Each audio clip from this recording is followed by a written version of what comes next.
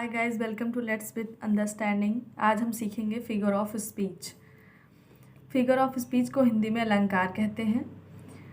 जैसे हिंदी भाषा को और भी प्रभावी और भी आकर्षक बनाने के लिए अलंकार का प्रयोग किया जाता है, उसी प्रकार इंग्लिश लैंग्वेज को और भी इफेक्टिव और भी ग्रेटर बनाने के लिए फिगर ऑफ स्पीच का यूज़ किया जाता है। तो आइए आज हम फिगर ऑफ स्पीच को समझते हैं।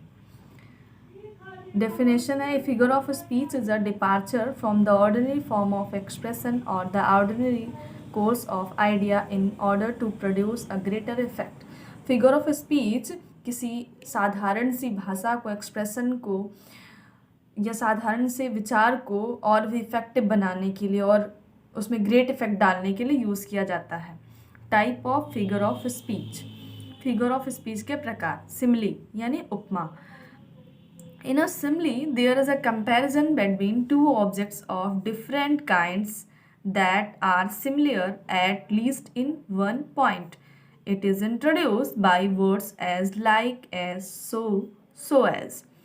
Simile यानी उपमा, इनमें दो ऑब्जेक्ट्स का कंपैरिजन किया जाता है। जो डिफरेंट टाइप के ऑब्जेक्ट्स हैं, डिफरेंट काइंड्स के, उनका कंपैरिजन किया जाता है और इन कंपैरिजन के अलावा कुछ वर्ड्स का यूज़ किया जाता है, लाइक, एज, सो एज। इन वर्ड्स का यूज़ किया जाता है सिमिली में कंपैरिजन करने के लिए। Example of simile, my love is like red rose. मेरा प्रेम जो है वो रेड रोज़ यानी गुलाब की तरह है। अब यहाँ पे जो लाइक वर्ड यूज़ किया गया है वो सिमिली को डिफाइन कर रहा है, क्योंकि माई लव यानी मेरे प्रेम को रेड रोज़ से कंपैरिजन किया जा रहा है और लाइक वर्ड का यूज़ किया गया है। Life is like a dream.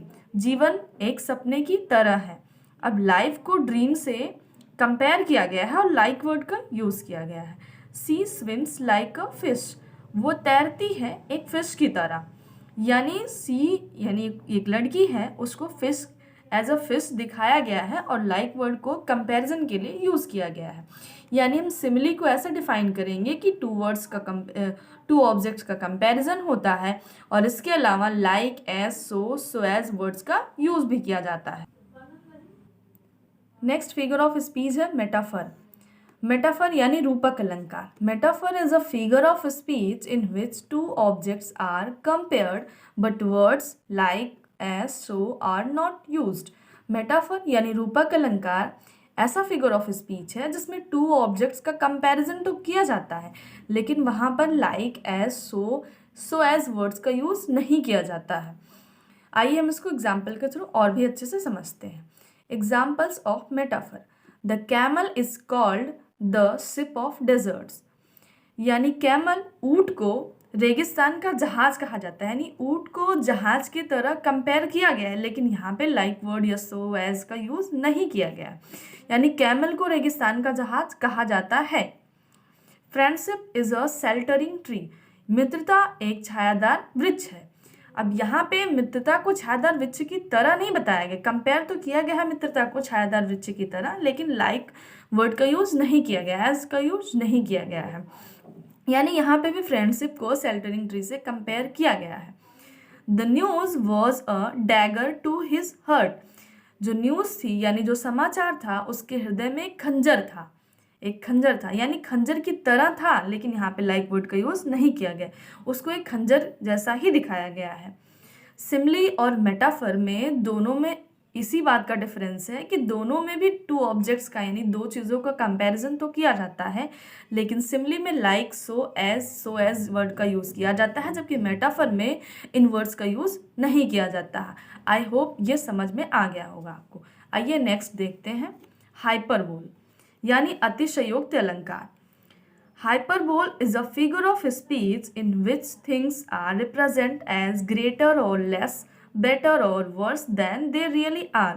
Hyperbole यानी अतिशयोक्त अलंकार एक ऐसा फिगर ऑफ स्पीच है जिसमें किसी छोटी सी चीज़ को यानी जो रियलिटी है उस चीज़ की, उससे उसको बढ़ा चढ़ा के दिखाया जाता है, यानी बढ़ा चढ़ा के उसका वर्णन किया जाता है। आइए हम हाइपरबोल को एग्जाम्पल के थ्रू और भी अच्छे से समझते हैं। She wept ocean of tears. She wept यानी वो रोई ओशियन ऑफ टीयर्स। ये उस तरह रोई जैसे उसके आंसुओं का समुद्र था, वो आंसुओं के समुद्र की तरह रोई। अब यहाँ पे उसके आंसुओं को समुद्र की तरह दिखाया गया है, यानी आंसुओं को बढ़ा चढ़ा के दिखाया गया है, यानी ये हाइपरबोल है। Reverse of blood flowed in the battle, यानी खून की नदी युद्ध में बह गई या बही। खून की नदी युद्ध में बही, नदी जो है यानी युद्ध में बहुत सारा खून बहा, लेकिन उसको बढ़ा चढ़ा के दिखाया गया कि खून की नदी बह गई। They wear swifter than eagle and stronger than Lions, वो स्विफ्टर थे यानी तेज थे, किसकी तरह, बाज से भी ज़्यादा तेज थे, एंड स्ट्रॉन्गर देन लायन, और शेर से भी ज़्यादा ताकतवर थे। अब यहाँ पे किसी की पावर को इतना बढ़ा चढ़ा के बताया गया कि वो ईगल से भी यानी बाज से भी तेज था, और लायन यानी शेर से भी ज़्यादा वो स्ट्रॉन्गर था यानी शक्तिशाली था। आई होप ये समझ में आ गया होगा। अभी नेक्स्ट फिगर ऑफ स्पीच पे हम चलते हैं, ऑक्सीमोरन यानी विरोधाभास अलंकार। Oxymoron is an association of two words or phrases having opposite meaning. Oxymoron यानी विरोधाभास अलंकार, इसमें दो वर्ड्स का यानी दो शब्दों का, दो फ्रेजेस का ये यूज़ किया जाता है जो अपोजिट मीनिंग रखते हैं, यानी अब एक दूसरे के विपरीत अर्थ रखते हैं। आइए हम इसको एग्जाम्पल के थ्रू और भी अच्छे से समझते हैं। एग्जाम्पल ऑफ ऑक्सीमोरन यानी विरोधाभास के उदाहरण, ही इज आइडली बिजी नाउअडे, इन दिनों वह बहुत ही व्यस्त है, यानी आइडली बेकार ही व्यस्त है। आइडली का अर्थ होता है बेकार और बिजी का अर्थ होता है व्यस्त, यानी दो अलग अलग चीज़ों जो एक दूसरे की अपोजिट मीनिंग रखती हैं उसका यूज़ किया गया है। This is an open secret, यह एक खुला राज है। अब यहाँ पे राज भी है और खुला भी, यानी दो अलग अलग अपोजिट जो वर्ड हैं उसका यूज़ किया गया है, जो अपोजिट मीनिंग रखते हैं उसका यूज़ किया गया। लाइफ इज बिटर स्वीट, जीवन कड़वा मीठा है। अब यहाँ पे कड़वा वर्ड और मीठा वर्ड दोनों एक दूसरे के अपोजिट मीनिंग रखते हैं, लेकिन उसका यूज़ किया गया है, यानी दो अपोजिट मीनिंग जो रखेंगे उन वर्ड्स का यूज़ किया जाएगा, तो उसे हम ऑक्सीमोरन के एग्जाम्पल में रखेंगे। आई होप आपको ये समझ में आ गया होगा। नेक्स्ट फिगर ऑफ स्पीच को हम नेक्स्ट वीडियो में देखेंगे। धन्यवाद।